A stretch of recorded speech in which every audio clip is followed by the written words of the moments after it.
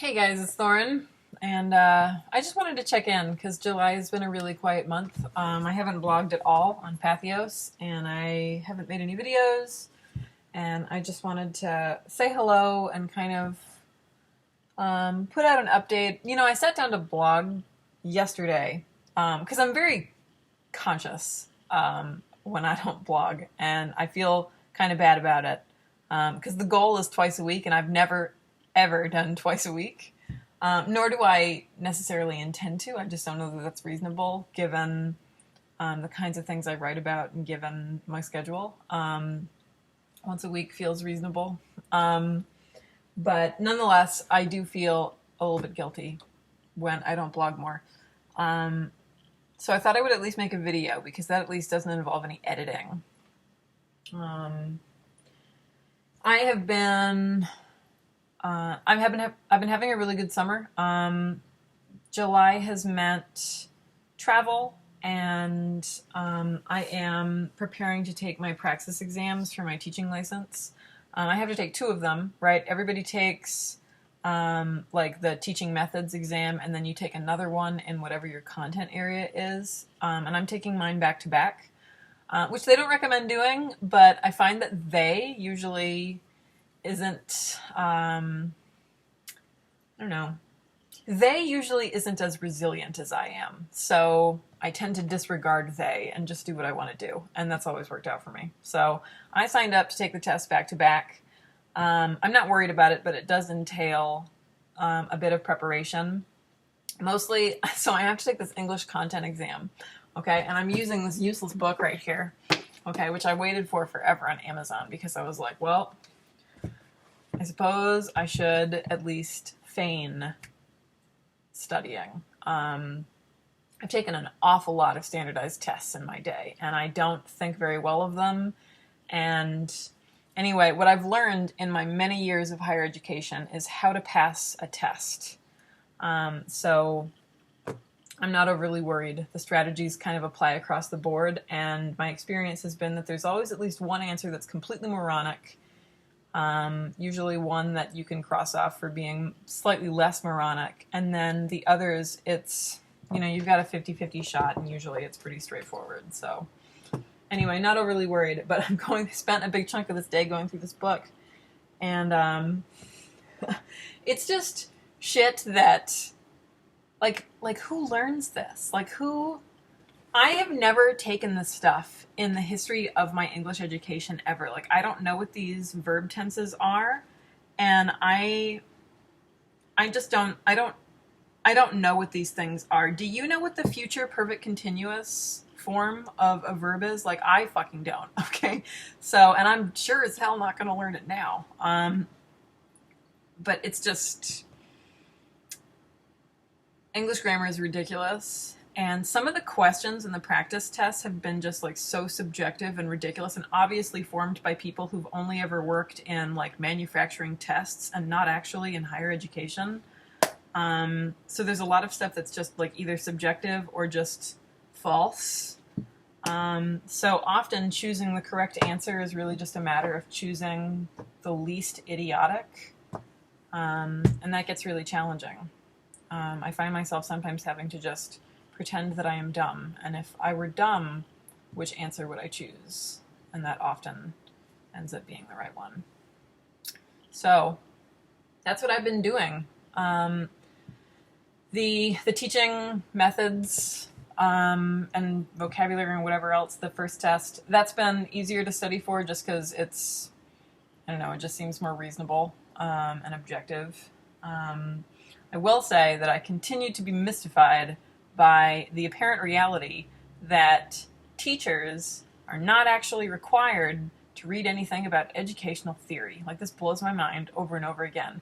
Everything that I'm being tested on is from secondary sources, right? Like, I'm required to know who these theorists are, sort of in the vaguest sense, but I don't have to actually familiarize myself with their actual work. Which is just mystifying because that doesn't fly in any other field, okay? Which just goes to show, I think, why education is in the state it's in. How's that for a grammatically incorrect sentence? and it's not going to matter, right? So anyway, that's what I've been doing. It's kind of fun. And hey, I've learned all kinds of things about verb tenses that I wouldn't have known otherwise. So that's been eating my life. It's kind of delightfully mundane. I don't know. I kind of like tests too. So whatever. It's like playing trivia with myself. What else? I have been doing lots of HEMA things. I went to my own club has its classes once a week, and I just visited another club in another city, which was super awesome, and I'm going to try to make that a regular occurrence. So I've been doing a lot of sword practice, which has been super fun. We had an archery shoot last weekend. That was super fun. What the hell else? I just haven't felt like blogging, and I don't know if that's because my focus has been on more mundane things. I don't know. What do you guys want me to blog about? Surely not verb conjugation.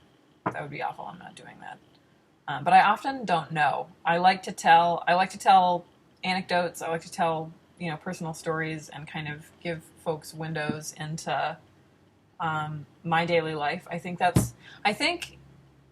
personally, okay, this isn't just me trying to sound like egomaniacal or something, but like, I think it's a lot more interesting to hear about people's personal lives and how they kind of interact with the world as pagans, rather than hearing their subjective opinion on whatever the point of interest of the week is, right? Like, if I just wanted to go online and hear the different perspectives about a political movement or a social justice movement or whatever, then I would rather go directly to those sources or hear from the people who are most directly impacted, not a bunch of peripheral people who I don't have any kind of emotional connection to. I don't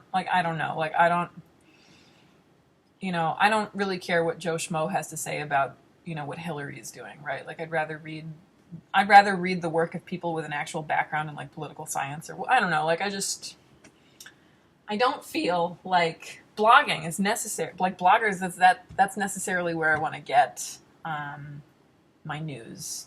Okay.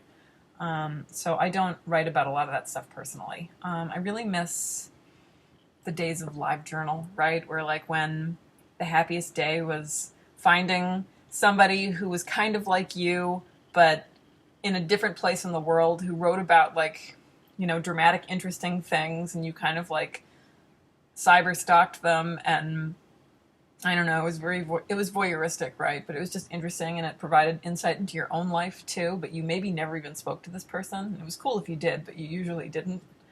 A friend of mine just sent me an entry from her own LiveJournal from years ago, and it's just perfect, right? Like, that kind of thing is just awesome. It feels real. It feels more real to me than reading about the experiences and perspectives of people who are just like so out of my reach, right? Like famous pagan authors, or people who live in like wildly different circumstances than I do, that I can never, hope to obtain. Like, I don't know. I'm interested in seeing what other people do, kind of with similar lots in life. Anyway, what the hell else? I'm reading a lot of novels. It started because I wanted to prep for this English test, and I'm thinking that this was completely unnecessary, but I'm doing it anyway. I heard that there was going to be like passage recognition, and that freaked me out because I did a lot of pretending to read things in college, in my intro English classes. I didn't major in English because I loved literature. I majored in English because it had the easiest requirements to graduate, and I decided to drop my biology major, right? Like, I didn't do it because I loved English language arts. So my position as an English education student has been a little bit more tenuous than some of my colleagues. But anyway, I decided that I would make a list of prominent novels in like high school curricula and actually read them. So that's what I've been doing. They're pretty much all about wars and dying horribly, written by white men. So that's good. So anyway, so far it hasn't been an issue on any of the practice tests. But that's what I'm doing. That's 10.5 minutes of me rambling at you. So if you wondered where I was and why I haven't been blogging, that's why. If you know what I should blog about, please let me know. Because I have a feeling that these kinds of things aren't it. So I hope you guys are good. And I'll talk to you next time.